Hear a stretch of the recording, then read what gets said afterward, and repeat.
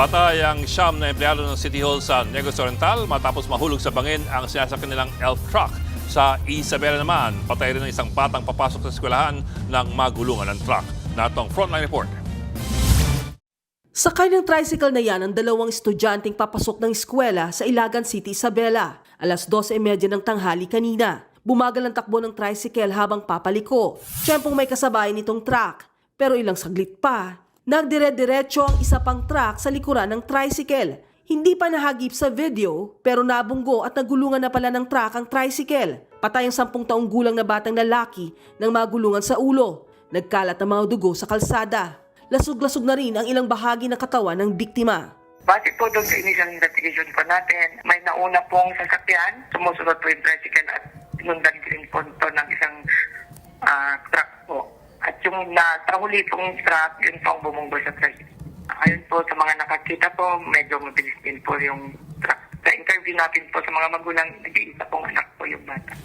Sugatan naman ang isa pang 9 na taong gulang na sakay ng tricycle pati ang driver nito. Nagpapagaling na sila sa ngayon. Hawak na ng mga pulis ang nakabunggong truck driver na maharap sa reklamong reckless imprudence resulting in homicide and damage to properties.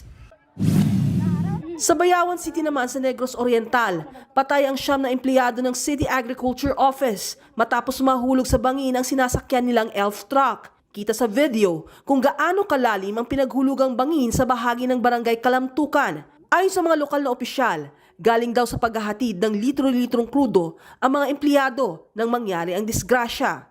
They have 3 assignments for the day. The first was to drop 200 liters of fuel in Barangay Villasol. Then their next stop was in Barangay Banay-Banay. They're going down already.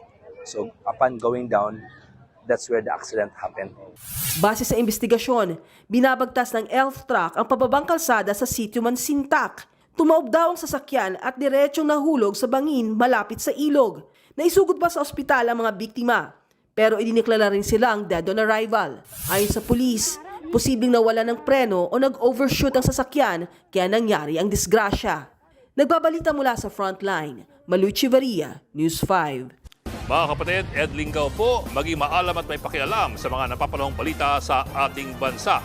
Para sa mas malilimang pagtalakay at paghimay sa mga issue at headlines, mag-follow at mag-subscribe sa social media pages ng News 5.